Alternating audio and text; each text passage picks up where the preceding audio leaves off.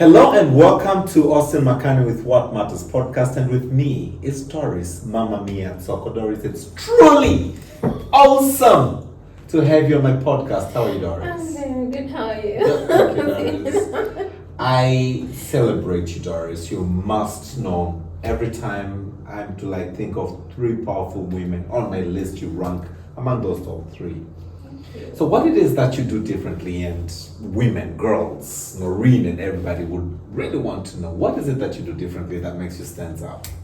I understand financial literacy. I understand the financial world, how to speak the language, how to attract the investors, and how to scale up business. And how did this come about? Is it a personal initiative? Did your parents think let's take this girl to do finance, etc.? Not really. I actually did computer science. Wow. Yeah. And I practice marketing mostly. So I'm very good at sales. When it comes to scaling up businesses, what I learned is that most of the companies that are big, the owners did not even own the ideas. They did not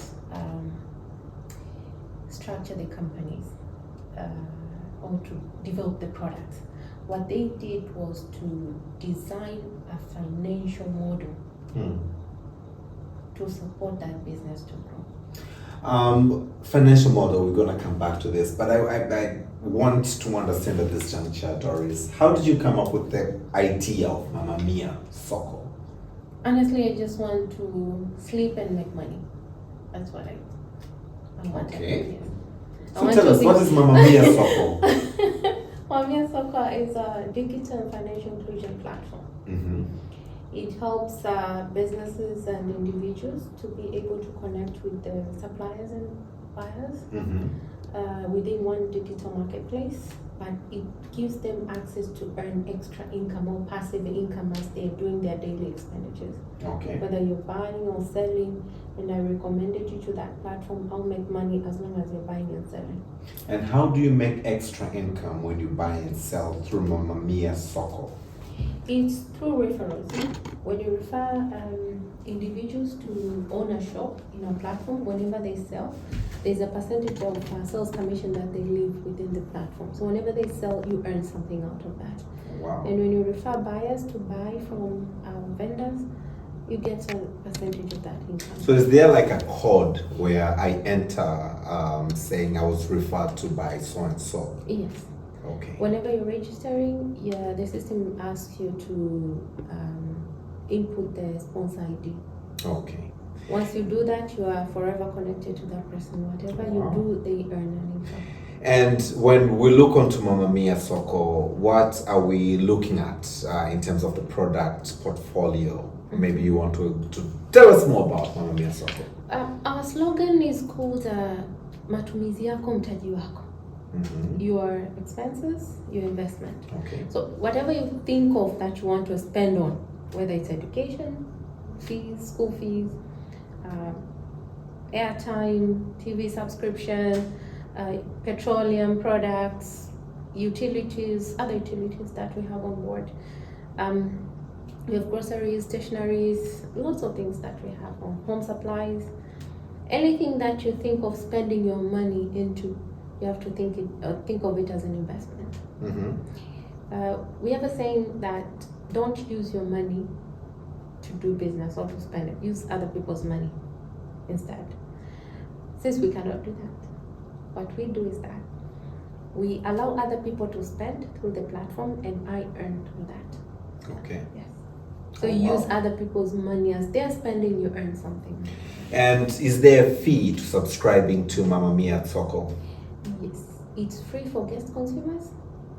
Free for? Guest consumers. Guest consumers. Yes. People Okay. who just want to purchase. Or vendors who are registering their customers. That's free.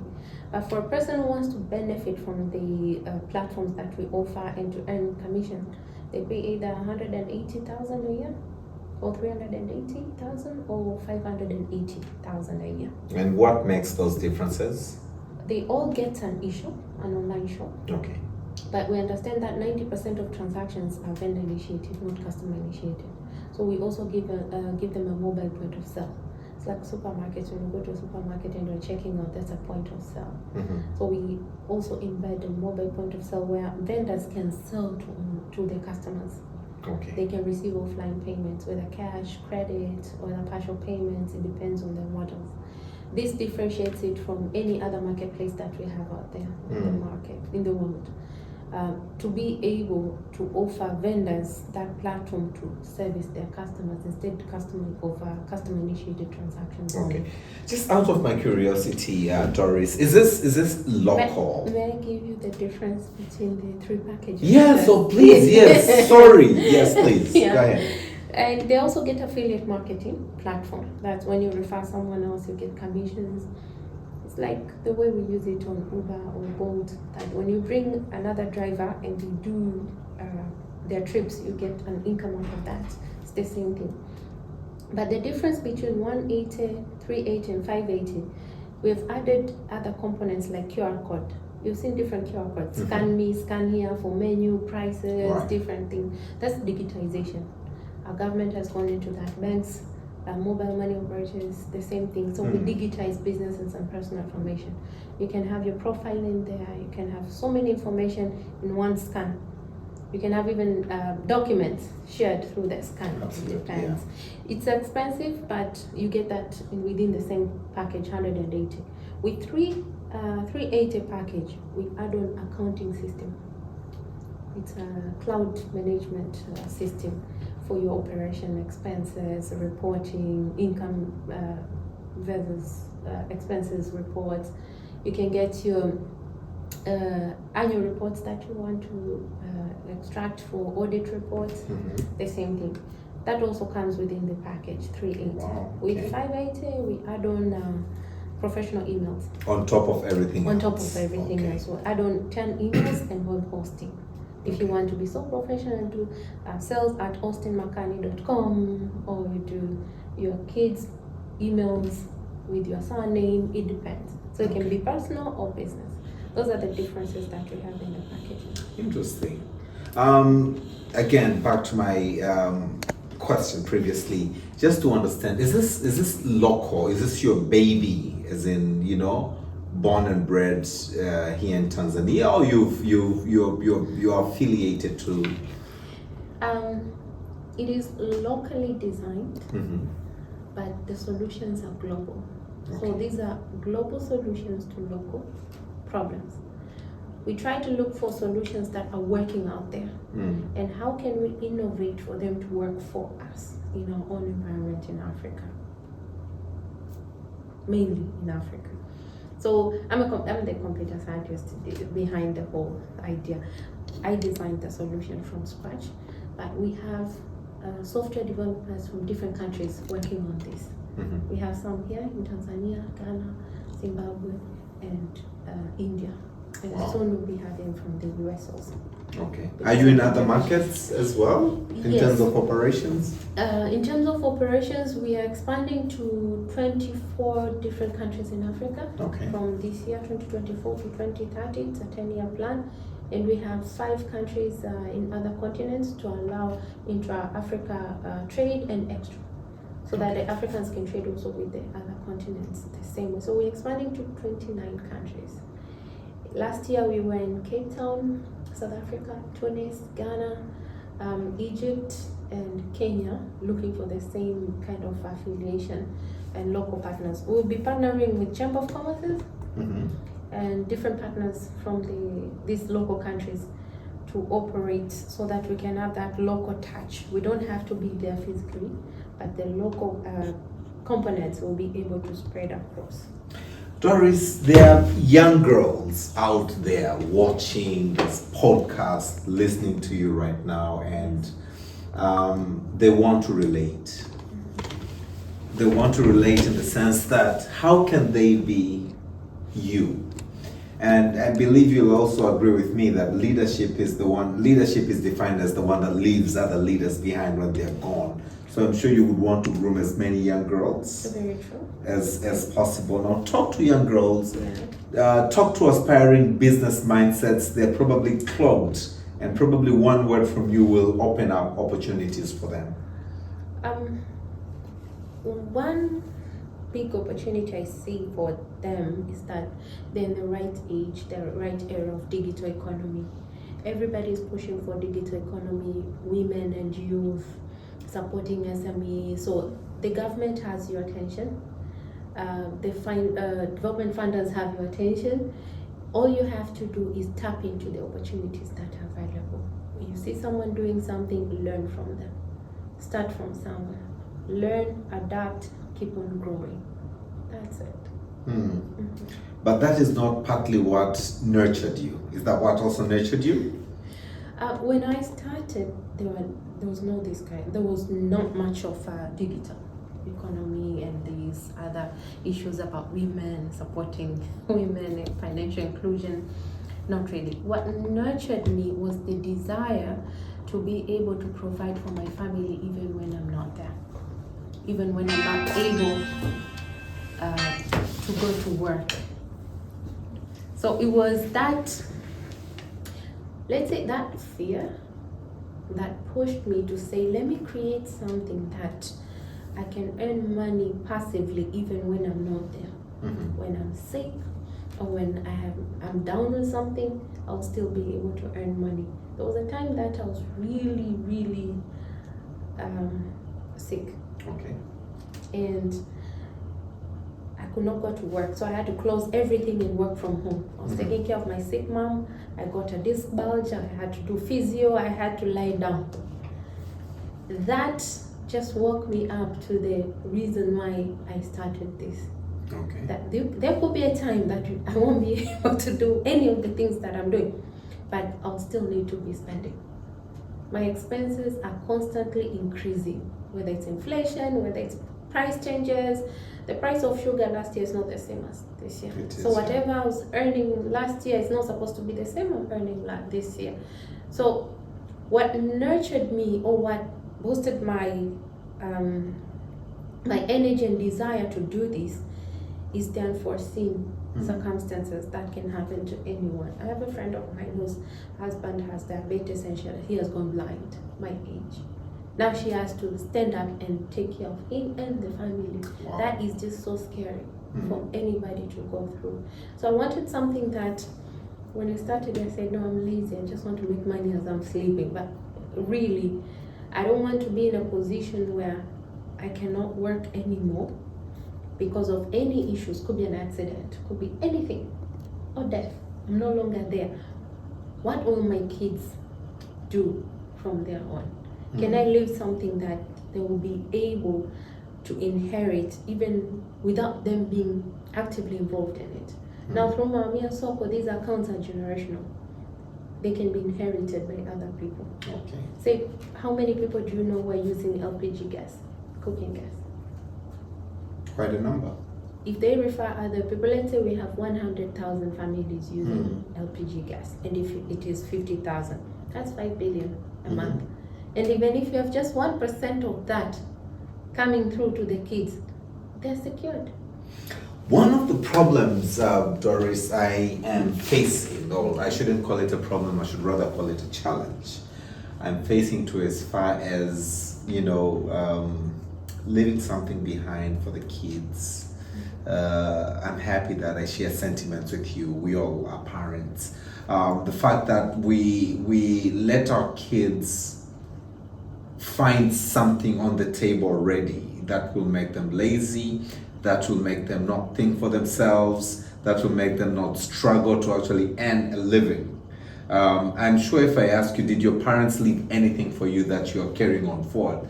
Probably your answer would be no. 90% chances. Now, why the thought? Why don't we let our kids navigate through life themselves? Because probably the solutions today will not address the problems they will face tomorrow. There's that notion that we inherit diseases. Okay. But we don't think that people can inherit the wealth and the education, the characters that their parents have lived. By default, we inherit diseases from parents or curses. But by default, you don't think you can inherit being a doctor as your father. I found a family in Arusha last week where the father was is deceased, was a doctor. All his kids, doctors. They're running successful businesses. I was like, this is amazing. Was it an influence or anything? But I think it is possible to inherit the good things also. Mhm. But we've been told we were raised to show off, that when I grow up, I'll show off my father. I'll do better than him. This is nothing. Instead of inheriting those things that they have the good qualities and enhance them. I look at the Indian families, the Pemba families, the way they're nurturing their kids within families. Mm. That's why you find their companies over 100 years old. How many Indians do you know with a shop? Same shop. That is selling nails for years and years, and their kids coming in and doing the same thing. They're not being forced. These are cultures, traditions that are raising kids in families to grow them. You don't deny them to do other things, but you train them to nurture what is already existing, to act as a base where they can bounce off, as a safety net. That as you are starting, you don't have to start from zero. The same way we struggled. There's something, a safety net that other people can grow to. All right. That there's money that you can input into your law firm. There's money that you can input to an architect. Mhm. It depends. But also remember to nurture this within the family. Because they will grow to become other families. How do you nurture the same thing? And from that one, that's when I came to understand about trust funds. How do wealth people retain wealthy or money within the families? They use trust funds. And it's an amazing way to keep kids to work together instead of killing each other over inheritance, and they distribute everything. I saw something about Impala Hotel. It's a sad story. Every effort of that means they gone to ashes. Why would you let something like that happen? Why? Because African families, we have extended families. Mhm. We have fathers who have kids from more than one wife. If you don't let these kids come together, and that's my personal opinion, when you die, they'll never come together. Of course. Because they're coming from pain, not from the guidance of the father. So in a way, I urge fathers, not even mothers, fathers, to stand strong and make sure that every child, not just with one wife, no, every child you have out there is involved for the growth of that initiative that you have. Doris, let's keep that topic for another day. Yeah, let's just talk innovation right now. Let's talk Mamma Mia right now. But let me take you on a lighter note, Doris. Let me take you on a lighter note. I'm sure there are people out there who inspire you. You know, you wake up every morning and say, I want to be just like that lady, or I just want to be like that man who's made it in life. Who would this be, and why? The funny thing is, we had a discussion with some friends of mine and my young sister. I admire my mom a Lovely. lot. Lovely. With the opportunities I have right now, and if I think it was her in my position, I think she would have done an amazing job compared to what I'm doing. And she's very, very strong. She has been sick for 16 years. And she's that person who can overcome anything. Anything. That being in a, sorry for the lack of words, shitty situation does not make you not be great. You can do it, you can be it, as long as you know that I can live with this pain, I can do greater things with this pain. Every time I face anything, I remember what she goes through, and I'm like, Nadeka, this is not right. I can do better. I can do it. So she's that person that she has taken care of so many people in the family, all of us. And growing up, that's when you come to appreciate. As a child, I was being so naive. This woman is very strong. He used to be my daddy's girl. When he passed, that's when I turned my attention to my mom. I was like, hey, this woman, she's amazing. Even at sick bed, like she cannot even stand on her own. But the way she makes us run around, It's amazing. Yes, sir. So I'm happy, and she inspires me a whole lot more every day, and she knows.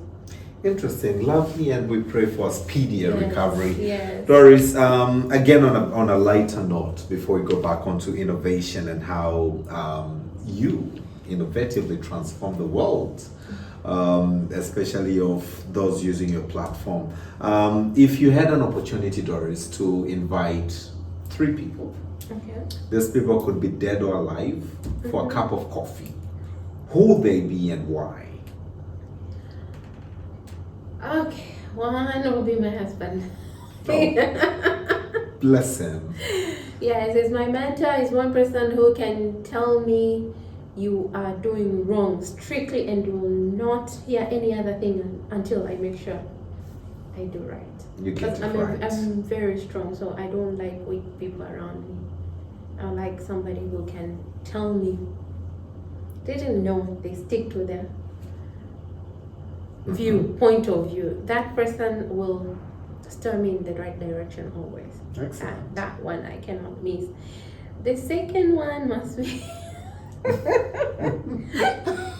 Fatma Kange. Fatma, GS1. Yes. Yes, power woman. Very powerful, but I've learned a lot about owning your energies from her, and being able to not accept any kind of energy to you. There's some sort of relaxation around her, and being able to face anything. It's just flawless being around her. It's in a very short time. That's what I've come to feel like. Bless her. Very few people have been to my house. One of them is her. Mm-hmm. It's just peaceful. Lovely. Lovely. This third one. The third one is from Shanghai, China. Okay. She's the founder of Soho. Mm-hmm. I admire this lady. It's like, I look at her, the history and everything. She has rebuilt Shanghai. Her building, she's into real estate. Okay. So it's her work that attracts me. Mm-hmm. Her, the resilience that she has. She was able to move from the comfort of her home to the UK, to the US, and like, I'm going back home to do this. So the work that she does is so inspiring. Every time I feel like I'm gonna be there, I go back to her Instagram and like, God, it's possible, it's possible. People moving mountains. It's possible. Interesting. Yeah. This is Austin Makani with What Matters podcast, and I'm delighted to have Doris with me on the program, looking onto how innovation really transforms. And I'm not talking about just any innovation. I'm happy, Doris, in your introduction, you did mention sleep, although you did not mean sleep. You meant, even when you're not there, Yes. things happen. Yes. Most businesses do not go beyond 1 year, 2 years, 3 years. They just face a natural death. One reason or the other, probably succession plan is not correct. Probably, when the owner manager passes on, then the idea dies. You've survived for over 5 years, Doris. What is the secret behind? Persistent, and the dream is just too big to ignore. It's not just for me, there are other people that I have to touch their lives. So there's something else that is pushing me as a purpose to deliver. And when I don't do it, I feel so peaceful that I cannot make it through a day. If I don't work on Mamma Mia song in a day, I don't feel at peace at all. So there's something else that is driving me to deliver. It's hard. It's not easy at all. Sometimes funding is an issue. Sometimes you fight with developers. There's a lot of pieces that you have to put together. The partners that are coming in, the suppliers that are coming in, you have to make the staff, training of staff. We have a crisis in Tanzania when it comes to HR, human resource. They don't stay. They come in, they promise to deliver, they don't deliver, so it's hard. Sometimes you have to pull resources from personnel all the time to make sure that you support the business. If your dream is not big enough, there is no way you'll be able to pull through. So it has to be that dream, that vision. It has to be big enough to drive you to want to achieve it. And just so again to understand, Doris, when you speak about Soko, first thing that comes into my personal mind is quality and quantity. How do you ensure that the products that come onto your platform have that quality and of that quantity to meet regional and local and international demands? We take our members through trainings, programs. We have a review and recommendations portal in our platform that whatever we receive from our buyers, we tell them to modify or to upgrade to increase the standard and quality. To be export ready is another thing. To sell in the local market is another thing. So it's a journey. It's not a one solution that fixes all. It's a journey for every product and services. It's different from one product to another. For the case of insurance, it's different from groceries, from electronics. So it's a journey that we take our vendors or members through, depending on the kind of market they want to attract. Tell me one reason, Doris, one reason my viewer watching and listening to Austin Makani with What Matters podcast, why should they join Mama Mia Soko? Money. That is one good reason that you want to earn income as long as somebody else is spending, or as long as someone else is selling. In the marketplace, there are two parties. There's a buyer and a seller. Right. And every seller is a buyer. That means as long as people are buying, that you've referred them to our platform, you'll earn something. Okay. I won't be able to sell a bottle of water if I did not buy the packaging materials or the labeling. That means the label, the printing, designing, all that has been sourced from someone else. So everybody is a consumer or a buyer in the marketplace. So in our platform, we have targeted consumption. And every person, even a young child, a baby, is a consumer. So as long as you know people who are consuming, you'll be able to make money. And as long as we live, we are consumers. I'm going towards the very end of the podcast, Doris, just to understand, how is Mama Mia different from Amazon? How is it different from Alibaba? How is it different from all other platforms out there? Great. One thing that makes it so different is the mobile point of sale solution that we have. That we have allowed vendors to sell to consumers. That means you can get to a restaurant and you get serviced, and the vendor can bill you right there within the platform. We've also integrated petroleum stations. That means you can buy petrol, diesel, kerosene through our platform. You don't find that in Amazon. We've integrated utility bills, airtime, TV subscription, internet, GPG, Luku. You don't find that in other platforms. Because the reason we want all the services to be within the platform is that as anybody consumes, I make money. Because there are commissions throughout all those services. That makes it so different from any other platform in the world. Wow. Yeah. Just coming to an end, Doris, and I'm totally delighted to have had you on the program. Your favorite quotation? We are potential. Just give us a chance and we'll prove to you that we can add value to you as you add value to us. We are potential. Just give us a chance and we will prove to you that we can add value as you add value to us. And that really marks the end of Austin Makani with What Matters podcast. We are looking onto innovation that has been spearheaded by our very own Doris, and I'm delighted. Thank you once again. Thank you. Doris, you're such an inspiration. You probably do not know this, but you're such an inspiration to many. And you spoke about your mother. Most of us are really, really inspired by our parents. I'm inspired by my mother. I look at this woman who has raised 5 of us single-handedly. I lost my dad pretty young, at a younger age, so she raised us up single-handedly, and then plus extended family. So other family members came to live with us. And there she is, she's just the love of life itself. So you try it now. Can I try it now? I'm struggling with 4. Imagine. Asante.